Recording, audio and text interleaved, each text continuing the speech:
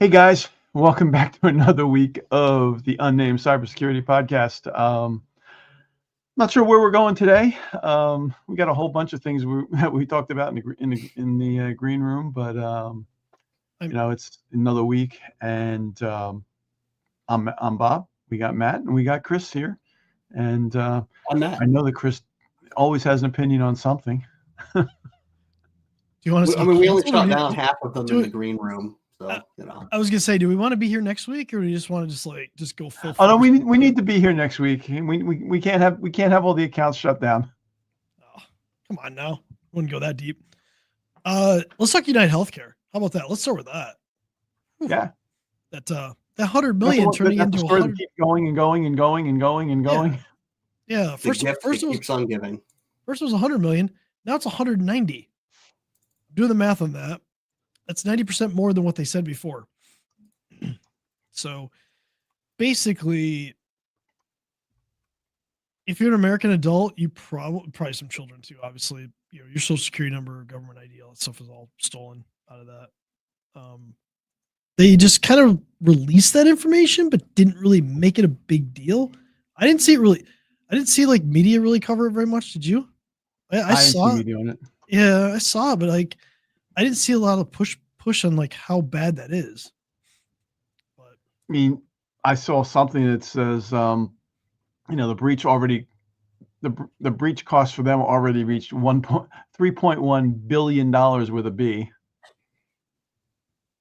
when it was in their financial results. So somebody had some pretty deep pockets to fix this problem. With a B.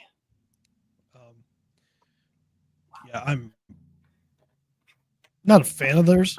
So I know I got a notice. I got a notice that I was involved in the Change Healthcare thing because of a doctor visit I had out in San Diego when I was at an event. Oh, that event. My scooter accident keeps getting. Oh, that event, yeah. That event. Hey, Bob, did that event involve a scooter? That was definitely a scooter accident. That was a scooter accident. Bob is banned from scooters. Keeps on giving. Keeps on giving. Yeah, so now I got yet another another set of identity monitoring and credit monitoring. And it's like I said in the green room, if they could have been stacked, some people could have like 20, 30 years of credit monitoring at this point. At this point, shouldn't we all just have it like forever anyway? Yes. I also feel like it's not exactly perfect prevention either. No, but no, it's not prevention. Not even prevention at all. So I was distracted by a bouncing child through my glass door while trying to ignore them. Fine. Yeah. So we have that. But we are still recommending to still address your personal credit and your kids' credit by having those accounts all locked with the three agencies. Mm-hmm. I think regardless of what we talk about on here, probably just good practice. It's gonna be a pain in the ass to go get credit as an adult, but that's better than somebody else getting credit in your name. Yes, it's fair. Yeah. It's easier for you to get credit as yourself. It's easier for someone else to get credit as yourself. Yeah, I mean, if you're gonna make a questionable decision like buying a boat, like maybe just do it yourself and not have somebody else do it for you. You say that it'll fix my buying toys problem when I lock my credit. Yeah, I mean, exactly. So jokes aside, folks, it's not really bad having your credit locked. You basically get a phone call and a couple small hoops to jump through that are quick to prove you're you. That's all. And just to follow the narrative, we need bigger penalties for these companies that I've said it 100 times. I think maybe more than 100 times at this point. That too. I'm sick of it. But so MGM too. Let's just update them. Remember they got hacked.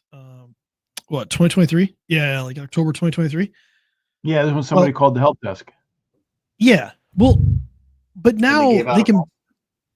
I didn't realize they combined their 2019 breach and their 2023 breach into consolidated class action lawsuits.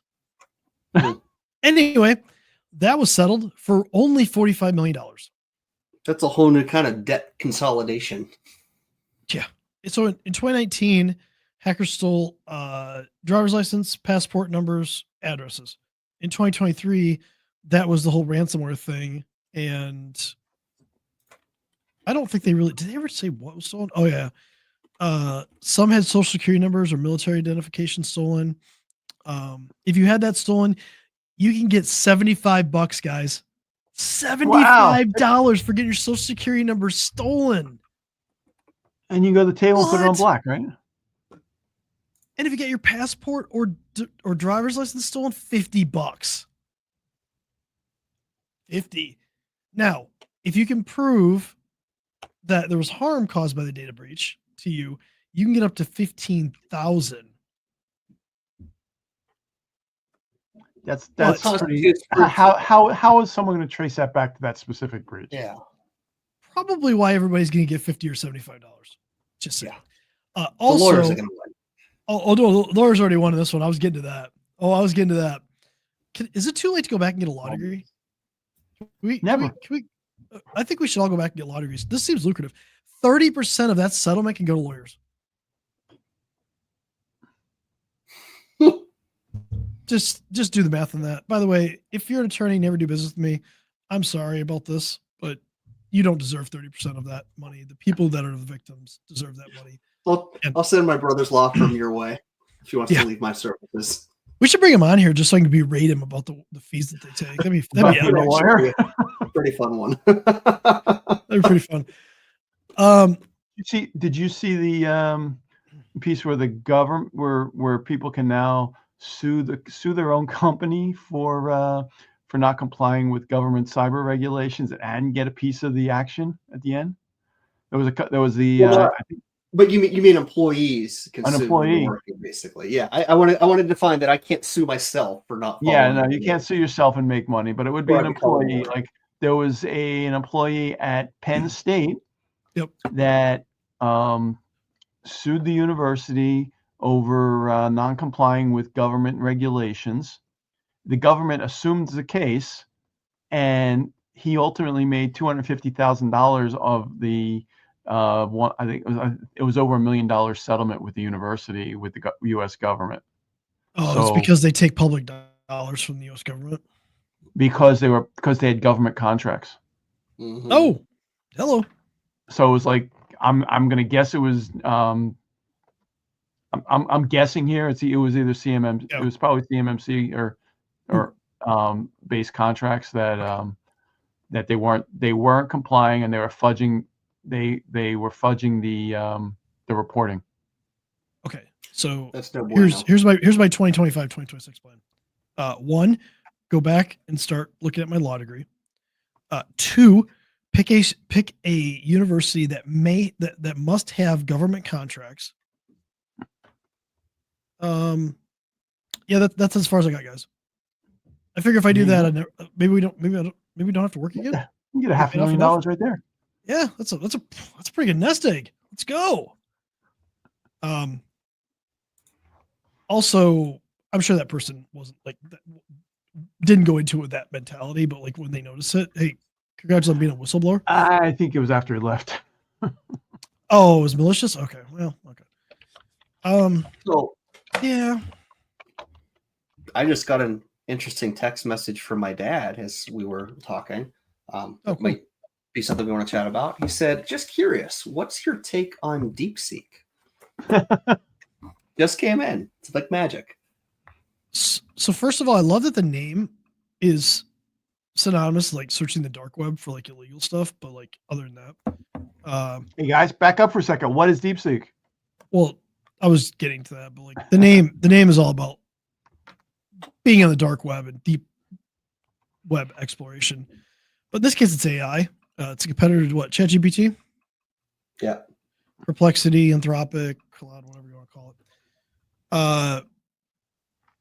Allegedly trained their model for 97% less, 97% less than OpenAI did. So it's kind of caused a ruckus in the stock market, if you will. Okay.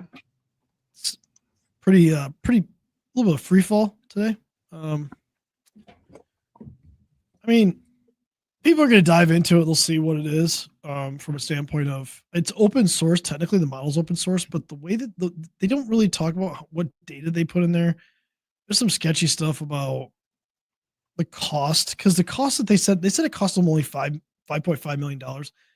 Whereas normally training a model is hundreds of millions, like a big model is like hundreds of millions. So, but in there, they said that it excluded the cost of prior research and experiments on architecture, algorithms, and data. So, like, what's the true cost? Mhm. It seems a little sketchy. That's all. You spend $1 billion setting something up, but the training portion was only $5 million of it. I don't know. Sounds like there could be a big fudge factor there. Yeah. Or did they use somebody else's model to train it first and then go from there? Yeah. I mean, we'll find out. It's obviously causing like a shock in the industry. So if it is true, if they did figure out a way to make a decent model at that low of cost, I mean, honestly, it's better for all of us. Now, feeding your information into the App Store version does potentially send your data to China, so you may not want to do that. Just a thought. You be you, though. I'm not here to tell you what to do. Just might want to think about it. That's all. Yeah, we'll see. It's interesting to say the least. Well, they do seem to give some different responses when you ask some questions, like hypothetically, what happened in 1989 in Shanghai? Because it looks like DeepSeek says it can't answer that question, and I just asked ChatGPT, and it's still typing page after page after page after page. So there might be some other concerns I'm not going to touch on too much, on biases, I suppose. So Matt, when we fly to Shanghai? Not after this? Is that the answer? I like my life. I'm not going to Shanghai ever now. After this comment. Kind of what he means is the CCP is putting some strict guardrails around certain events that have happened in China over the years. Allegedly happened. Allegedly. No, I'm saying allegedly from that's what okay. Allegedly doing to the no, the stuff happened. I'm not saying that. I'm saying allegedly this is why the DeepSeek may or may not be able to answer these calls or these questions. Yeah, but from what I'm reading, people seem to like the results from it for a basically lower barrier to entry. So I'm kind of curious to see how this plays out. Stock market going nuts over it is interesting. But I mean, it's a new, it's all new stuff. No one knows what to do with it. Everything's not going to go up all the time. There's always going to be new players. So I'm kind of curious to see this recoil here over the next few days. If you can truly reduce the cost of something by 90%, right? Is good enough? Right? Mm-hmm. Like maybe it's not a top tier model. Maybe it's not like at the zenith of the situation of like the models, but like is good enough? And for most people, it probably is. It might be, right? For most businesses. But the challenge you have with that is the whole data privacy part of it. Yes. So if that model, because it's open source, gets put into a different situation where maybe you run an internal or some sort of private hosted situation for the model, and you can train it on your own data and whatnot. Maybe it makes sense, but like, be careful with your data. Be careful where you're putting it. Well, that's worth mentioning with ChatGPT as well, because a lot of folks use the free one, and when you train it on data, that data's in it. Like it can use that data to learn. So yeah, if you're employed by somebody and using company data, don't dump it in there unless that's a company plan and you have a policy. I was gonna say the teams version say they won't train it with the Teams version, but that's what they say. I'll agree with whatever they say. I don't think they're saying large companies might not always be truthful, Chris. Change Healthcare didn't have MFA on a website that hacked 190 million people. Yes. Just do companies always do what they should do to protect the data? Nope. But here we are, guys. 2025, and people still aren't using MFA that host a bunch of customer data. And that was what happened at Power School. 60 million records because there was no MFA on their support tools. You want to throw the Australian insurance company Medibank in there again? Same deal. They got hacked. Same deal. No MFA. So Ooh. MFA slows me down. yeah, you shouldn't lock your doors either. Slows you down from You have getting locks. back in your house. You have locks on your doors? You have walls? Those walls just make it take too long to walk into my house. I live in a glass house, so don't mind. Anyway, guys, we're losing it. We should move on and I started with it lost. Yeah, I think just kind of wrap this up. Look, at the end of the day, be careful with where you put your data. A lot of big companies have exposed their data, so be careful, be mindful of that. Your credit's important. Make sure you take care of it. And next week, we'll touch on shared responsibility model next week. I think that's important that we kind of get that out there when we talk about that with respect to cloud. And Matt's going to lead that charge. So, guys, if you show up next week and Matt doesn't talk about that, it's all on him. And next week, Chris, make sure you've got the color matching shirt. Oh man! Sorry about the noise. Send me a text so I can match your color scheme. See you next week, guys. All right, see you next week. All right, bye everyone.